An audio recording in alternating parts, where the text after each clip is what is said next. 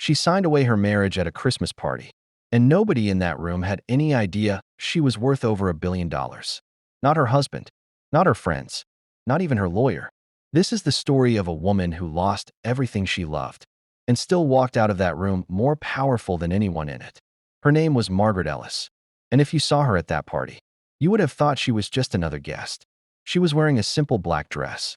She had a glass of wine she barely touched. She smiled when people talked to her. She laughed at the right moments.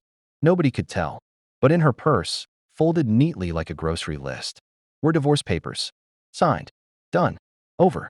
While the music played and people clinked their glasses and sang Christmas songs, Margaret was ending her 12-year marriage in silence. And the most painful part? The man she was divorcing was standing across the room, laughing with someone else. Let's go back to the beginning.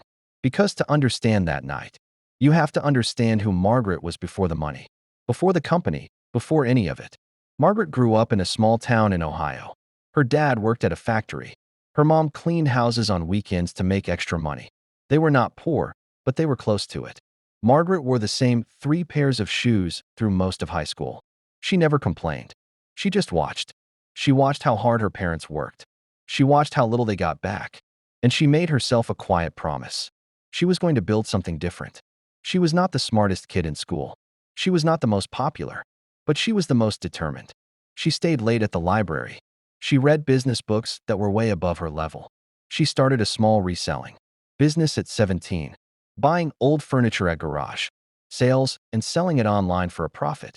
By the time she was 19, she was making more money from that side business than most adults in her town made at their jobs. She got into a state university on a partial scholarship, worked 2 jobs to cover the rest. And that's where she met Daniel. Daniel was charming. That's the only word for it. He walked into a room, and people turned to look at him. He was tall, well-dressed, funny in a way that made you feel like you were the only person he was talking to. Margaret fell hard. Completely. She had never let herself fall like that before. They dated for 2 years in college, got married at 24, and Margaret, for the first time in her life, let herself relax. She thought she had found her person.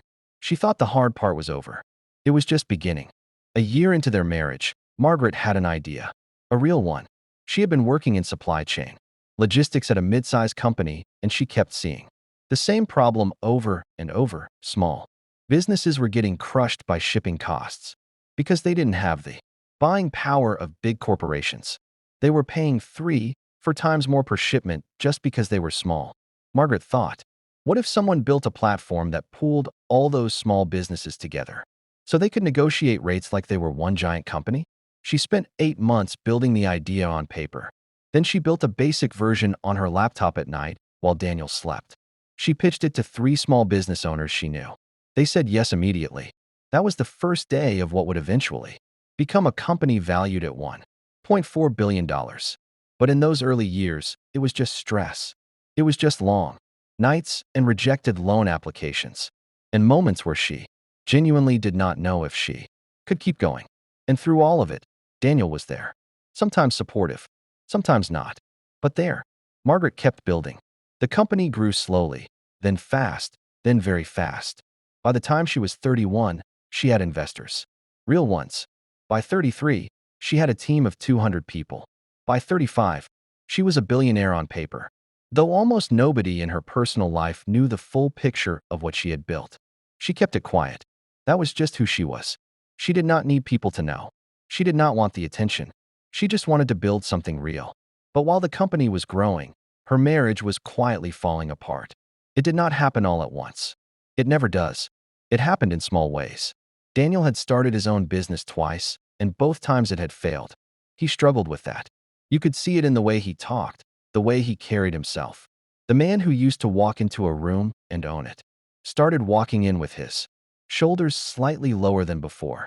And Margaret, without meaning to, started carrying more of the bills, more of the decisions, more of the weight. At first, Daniel seemed grateful. Then he seemed uncomfortable. Then he seemed angry, not in a loud way, in a cold way. The kind of angry that doesn't shout. It just slowly disappears. He stopped asking about her work. He stopped being curious about her days. He started spending more time away from home. Margaret noticed all of it. She just did not say anything. That was her way, She absorbed things, processed them alone, kept moving forward. She thought time would fix it. She thought love was enough to hold something together even when it was cracking. She was wrong. The Christmas party was at the home of a mutual friend, a big house in Connecticut. The kind with a long driveway and a catered buffet and a jazz band in the living room. It was the kind of party that looked like something from a magazine. Everyone dressed up. Everyone smiled for photos. Margaret almost did not go. She had been carrying the divorce papers in her bag for 3 days. She had already signed them. She was just waiting for the right moment to hand them to the lawyer. But Daniel had asked her to come to this party. Said it was important to him. Said they should at least be civil. So she went. And within 20 minutes of arriving, she saw him. Across the room. Standing close to a woman Margaret had never met. Too close. Laughing too easily. His hand on the small of her back in a way that answered every question Margaret had been afraid to ask for the last 2 years. She did not cry. Not right then. She got herself a glass of wine. She found a quiet corner near the window, where you could see the snow falling outside. And she stood there, alone, in a room full of people who had no idea who she really was. She reached into her bag, pulled out the folded papers, looked at her signature one more time. 12 years. Right there on a piece of paper. And then she put them back, finished her wine, talked to 3 people she barely knew about things she cannot even remember now, smiled in 2 photos, and left before midnight. In the car on the way home, sitting in the back of a hired car going back to their house. Her house. Technically, she had bought it. She finally let herself cry. Not loud, just quiet tears in the dark, watching the Christmas lights on every house they drove past. She was not crying because the marriage was over. She had accepted that months ago. She was crying because she had loved him. Genuinely, completely loved him. And somewhere along the way, that love had stopped being enough. And she had never fully understood why. The divorce was finalized in February. Quietly. Daniel's lawyer had clearly expected a long fight over assets. What he found instead was that Margaret had structured her company ownership in a way that was completely clean and protected long before any of this started. Not because she had planned for divorce, but because that was just how she did business. She protected what she built. Daniel received a fair settlement. More than fair. Margaret made sure of that. Not because she owed it to him, but because she did not want to spend her energy fighting. She wanted to move forward. What happened next is the part that most people do not know. 3 months after the divorce, Margaret made a decision that confused almost everyone around her. She took 5% of her personal equity, which at that point was worth tens of millions of dollars. And she created a fund, specifically designed to give small business loans to women who were going through major life transitions, divorce, loss, starting over.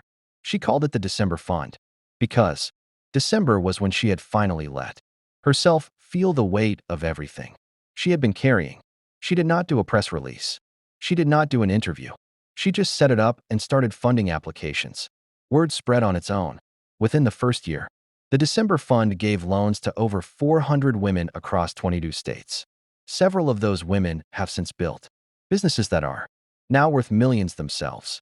One of those women, a single mother from Georgia named Renee, received a $40,000 loan that she used to launch a catering company.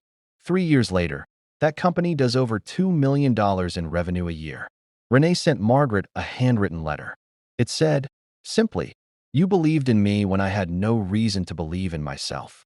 Margaret has that letter framed. It is the only thing on the wall behind her desk. There is a lesson buried in all of this, and it is not what you think. It is not about money. It is not about how to survive a divorce or how to build a billion-dollar company. It is about something much simpler. Margaret never waited for someone to see her worth before she acted like she had it. Not in Ohio, when she was reselling furniture at 17. Not in college when she was working 2 jobs and still studying. Not in her marriage when she was building something enormous while nobody around her fully understood what she was doing. And not at that Christmas party, standing in the corner with divorce papers in her purse, watching her marriage end in real time. She never shrunk herself to make other people comfortable. She never stopped building just because someone close to her was not growing at the same pace. She never confused someone else's inability to see her value with her value actually being less. That is the hardest thing. When the person who is supposed to know you best, the person you chose, the person you build a life with, does not see what you are capable of. That silence is loud. It gets inside you. It makes you question things. But Margaret did not let it stop her. She felt it. She cried in the back of a car on Christmas night. She gave herself that. And then she got up. And she kept building. She is 41 now. The company is still growing. The December fund is still running. She does not talk about Daniel publicly. She does not have to. She was asked in an interview once what the hardest moment of her life was. She thought about it for a long time. And then she said, it was not losing the marriage. It was standing in that room, surrounded by people, and feeling completely alone. That was the moment I realized that being around people and being seen are two completely different things. She paused, and then she smiled, and she said, I have never felt unseen since. The Christmas lights are still going up every year. The parties still happen. Somewhere right now, there is probably someone standing in a corner at one of those parties carrying something heavy that nobody around them knows about. A decision, a loss, a beginning disguised as an ending. If that is you, just know this. What you are carrying does not define what you are capable of. The weight you feel right now is not your ceiling. Sometimes the most powerful thing you will ever do happens in the quietest moment. In the corner of a room, when nobody is watching. Margaret signed those papers in tears. She built a billion-dollar company anyway. She funded hundreds of women to start over anyway. She found herself anyway. And so will you.